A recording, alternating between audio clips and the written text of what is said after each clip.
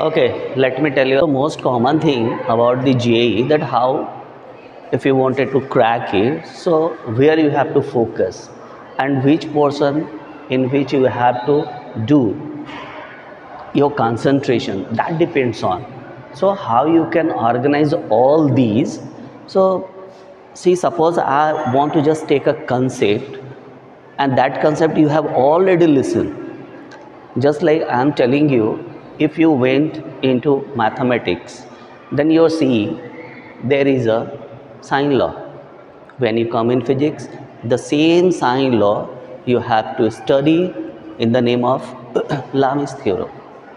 And lot of questions you can tackle by using Lami's theorem from the mechanics, just like laws of motion, and there are some questions just like electrostat.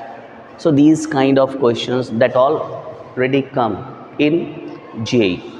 Okay, so see, what about Lami's theorem? So for this Lami's theorem, nothing you have to do. Simply you just take a body. See, this one is your body, whatever is mass. Suppose m is the mass of the body.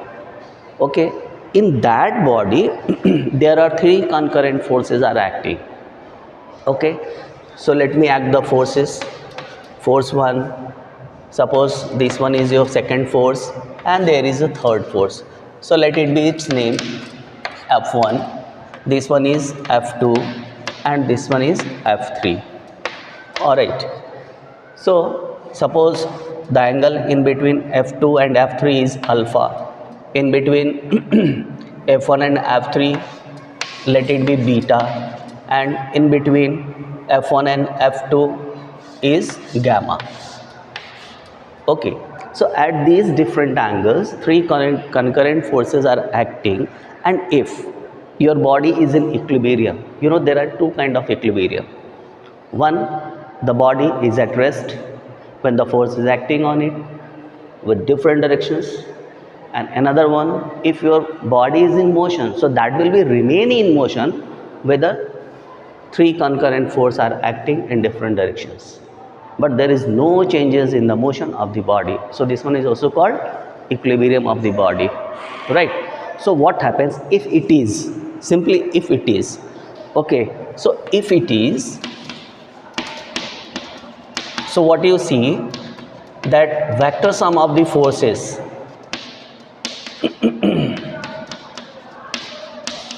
equal to 0. So this one is your first equation. That means you have crossed your first hurdle. If you have crossed your first hurdle, simply here we can say then that the ratio of the either of the forces to the sine of the angle between the rest two forces is equal to constant. It's a very simple thought. So see here. So first time I am just taking F1. So see, F1 and the ratio of the remaining sine of the angle between the remaining two forces, that is F2 and F3. So just write down sine of alpha, and this one is equal to simply constant. So this one is your first equation, let it be your second equation. Okay, again you should go second. So F2 is equal to, now the angle between the remaining two is beta, so this one is your sine beta, that is equal to also constant. Okay, next equation, and your last force is F3. So F3 and the remaining angle is gamma, so sine of the angle, so this one is sine gamma, this one is equal to also constant. So what you are seeing from equation second, third and fourth, that everyone is constant. That means what? That this one is equal to this one and this one is equal to this one. So simply you write down here that F1 upon sine alpha is equal to F2 upon sine beta is equal to F3 upon sine gamma, and this one is equal sine law. This one is called sine law. Otherwise you can say is Lami's theorem. Lot of questions you can solve by using this concept. Okay, All right.